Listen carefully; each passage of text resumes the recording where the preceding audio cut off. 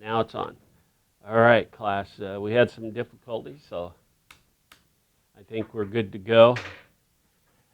Good morning and all that. There's going to be another video posted, so try to watch it and listen carefully. It has to do with the quote today, and see if you can pick up on it in the lyrics and the words. What matters, or does it really matter? That's the quote. And think about that. What matters for one individual doesn't always matter for another, but what is the one thing that does matter? Our Lord and Savior. Okay, up here to know terms or topics. These are just some things that we're going to cover today in the introduction of Virgil in chapter 4. And I just wrote them up there so you can make reference to them. And I'm going to start out by giving you some just basic information on Virgil. If somehow you miss this, just make sure you've read the chapter, and you'll see it right there in famous black and white. Okay, Virgil was a Roman, classic Roman, and of course his life spans 70 to 19 BC. So he lived a long life, 51 years. You know, you start thinking about that, nowadays that's nothing, but back then, if you made it past 50 and you got up to your 70s, you were doing really well, so, with all the things that were going on. Okay, he was considered a Roman sage. I have two students today. Do either one of you guys know what a sage is, besides a plant? Okay, I will tell you. It's a person or man of wisdom.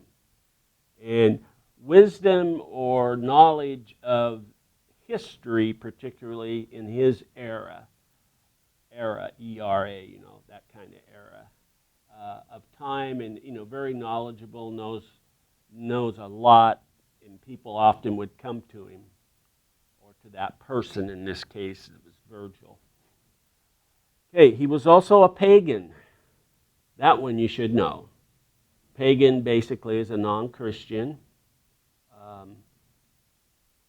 But as you look at Virgil, or if you've been told in the past in any of your other classes, and I doubt if you got it into high school, but you might have.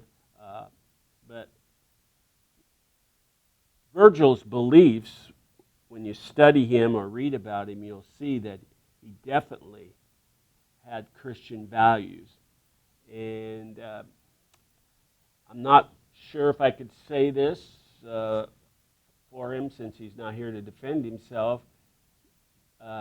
He evidently, early in his life, did not understand that all the good values that he exhibited or his actions were Christian-like. And I don't think it took him very long, by the time he wrote the Aeneid, which is on this list behind me, down here at the bottom.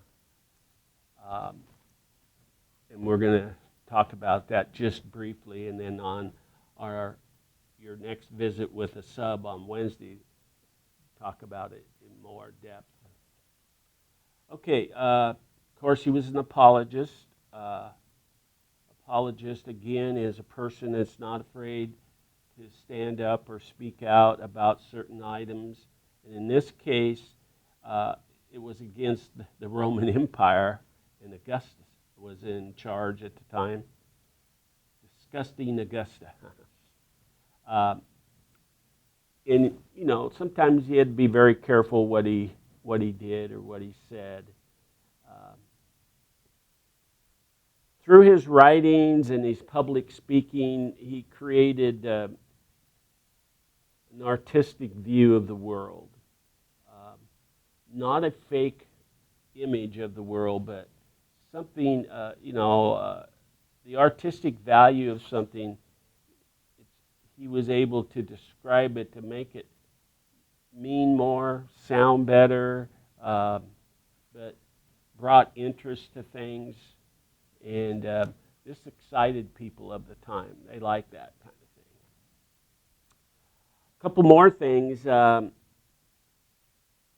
He helped, I want to use the word remold, M-O-L-D, the Pax Rama. The Pax Rama is the strict Roman law with its legions, its followers, its war machine, or anything else that the Roman Empire. The Roman Empire lasted a long time, much longer than America right now, but that's long ago. But anyway, what he saw was the need for Roman power, so to speak, through their Pax Rama, to be modified a little bit and changed so it could adapt and adopt to the keys to the situation in the world. And that was one of his goals, was to take those ideals, and he liked a lot of the things the Greek philosophers had said. One of his teachers was before him were Greek, and but he took that in consideration, and it was important to him that all people could learn from it. So he put it in a blender, so to speak, and to mix the theories of the Greek and Roman world. One of the reasons is because those two were still dominant in the whole world. There was some Chinese domination, but not like the Romans and the Greeks. All right, when he took this idea, he made up his own tale or legend or story, and his hero is Aeneas. That's the one, two, three, the fourth one down, Aeneas. That was, his hero in the story that he composes, and of course this comes in play with the Aeneid, which is a very difficult read, but it's one of those that you have to read between every line. If you think a couple last philosophers, their stories were hard to read, wait till you read a little bit of this if you haven't. And it's 20 pages long, and it's just a small portion also. But anyway, I just wanted to share that with you. Okay.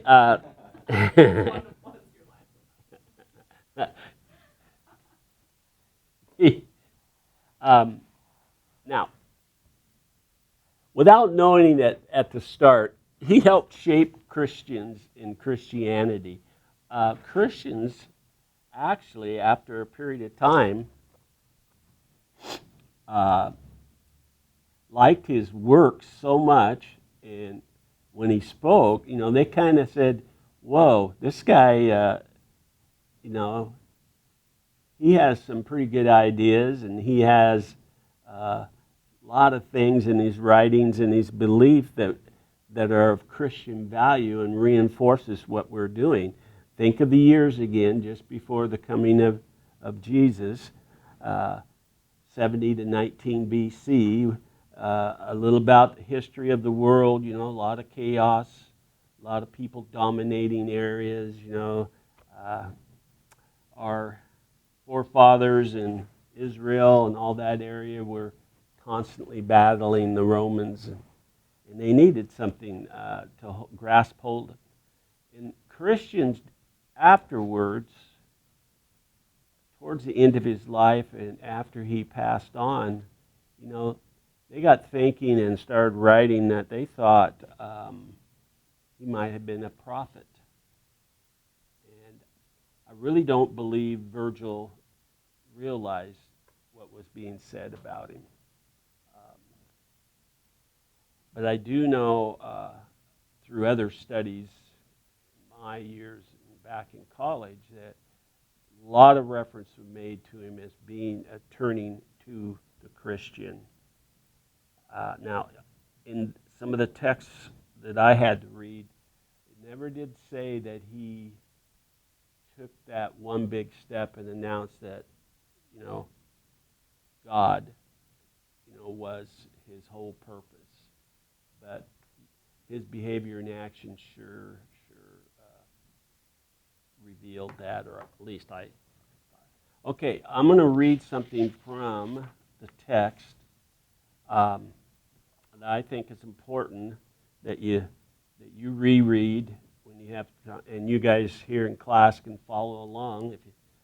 But on page 78, I even thought this was so important. I says must read to class. Okay, Christians also considered evidence that Virgil may have been a prophet. Why? For one thing, Virgil wrote with divine-like command of his language and with wisdom regarding the human condition. His paganism is a step closer to the truth, more closer than Homer's. His description of the afterlife was helpful to Christian apologists. And his defense of many traditional Roman virtues compared favorably with the more decant members of his culture, elders. Okay, Augustus looked good to believers living under Nero, and the Pax Roma made the spread of the gospel easier. Why would that? Roman rule, authority, why would it make it easier for Christians to spread their word, do you think?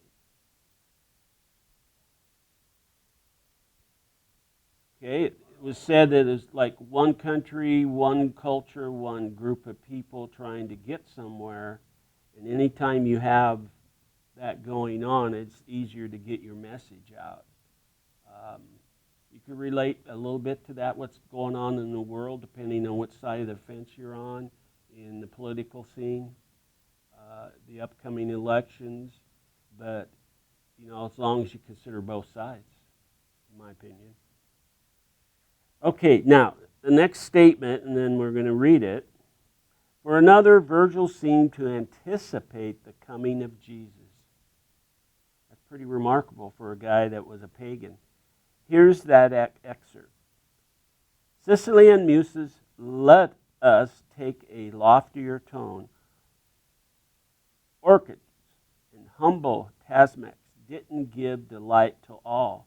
And if we sing of woods, they should be worthy of counsel. Now comes the last age of the Cimmerian song. The great order of the ages arises anew. Now the Virgin returns, Mary. And Saturn's reign returns. Notice the Greek stuff mixed in here. Now a new generation is set down from high heaven. Only Lucina favor the child at his birth, by whom, first of all, the Iron Age would end and a golden race arise in all the world. Now your Apollo reigns, but is just about going to lose. Now, who is Apollo? Remember in Greek mythology, Apollo was a god. There's symbolism here in this poem of the Greek god, the Roman god, and the Christian god. And they use different names than what the Christians wrote in the Bible or happened to come about.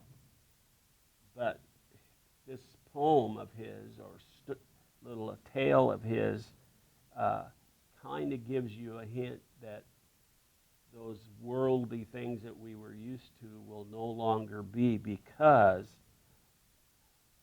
the Virgin and something is going to be sent down from the high heavens. And of course, we know as Christians that was Jesus. Now, that's something scholars picked up on, and I'm willing to wager that if you guys just read that out of the blue, you may not pick up on that without some hints from an old guy like me or somebody taking you through it. But they truly believe that. Okay, and further down, the reason for the appearance of this oracle in a series of pastoral poems and its meaning to Virgil was unknown. To early Christians facing persecution and degrading attitudes without hope of power, the temptation to perceive the greatest Roman poet as a pre-Christian prophet was profound. Anybody that could come up with this idea that there is something coming down from the high heavens, and it's not Apollo, it's not any Greek or Roman god, there's got to be something to it. It's profound. This desire to befriend Virgil persisted as well. Note this, even Dante, Christian's most celebrated poet, picked Virgil as his guide through hell and his companion through purgatory. That's another thing we're going to be looking at. The American founders knew Virgil. Literal fashions would change, and Homer would supplant Virgil in the 20th century mind. It's interesting food for thought, but basically that's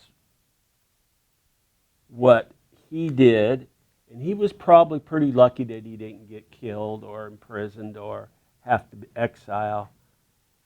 But see, the Roman Pax Roma, or the Roman ruler at this time, and rulers and their legions,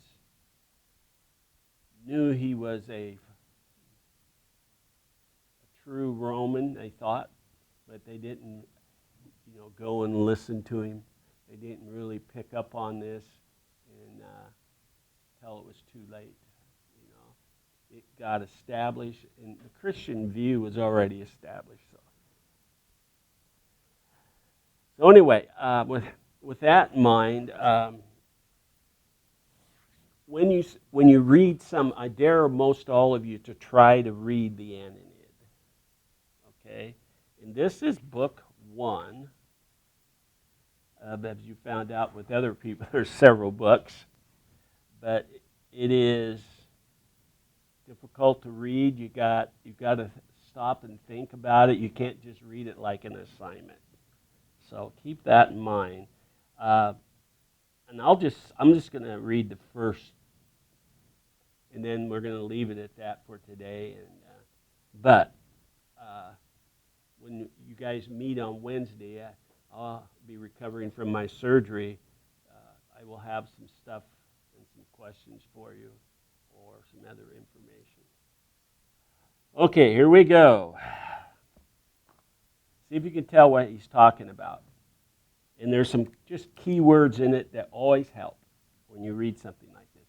Arms and the man I sing who, forced by fate, and the haughty Juno's unrelenting hate, expelled and excelled, left the Trojan shore. Long labors, both by sea and land, he bore. And in the doubtful war, before he won, the Latinian realm and built a destined town. His banished gods, little g now, restored to rights divine and settled with such succession in his line. From whence the race of the Alban fathers come and the long glories of the majestic Rome. What was that about? You got to know a little bit about history, and that's some of the reason you're here. Key words. Things being expelled and exiled through the Trojan shore. That's the Trojan War. And that was the Greek, Roman. You've heard of the Trojan War and the wooden horse and sneak attack. Okay. With this war, before he won, he conquered them, the Latinian realm built a destined town, okay? It's like a city on the hill. a destined town that would, and let's say that could be reference to Jerusalem, a destined town to be. He banished gods, restored to the rights divine. The rights of Christianity are divine compared to the Greek gods or the Romans. And he settled succession in his line. In other words, down the line as people died and the new generations came in, the succession of the line of individuals and rulers, old-time Roman rulers still fought the Christian belief. And he says,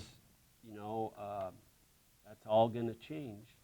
From whence the race of, you can take that word out, Alban, the race of fathers come, and the long glories of the majestic Rome, and he doesn't add the word, will be no more.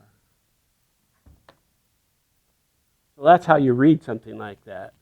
O muse, the causes and the crimes that were related. You can do it. You just got to make yourself do it, and you'll be surprised what you come up with. And I would try some of the pages and maybe put some notes down. And hopefully I'll be back Friday. Doctor is not sure if I'll feel up to it. But, if you put those things down, it might be an opportunity to see if you grasp what he was saying. And you can actually skip, let's say, 10 pages and just drop in on one of the segments of the poem and the story and just read and see where you're at. It's that type of deal with this Ananid. And then the Ananid stood for something, and it represented something. And if you go to the end of the chapter, there's a little review that will help that. And sometimes it helps to read that first and then go back and read some inserts of the Ananid and see if you kind of pick up on the trend. Okay, that's the one I read where the coming of Jesus. That was an example.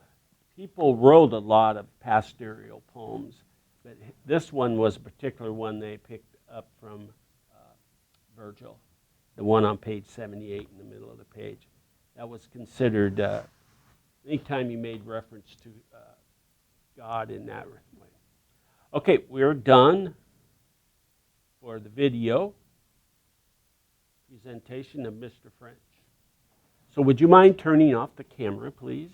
I'm going to turn off the sound. Good luck, everyone.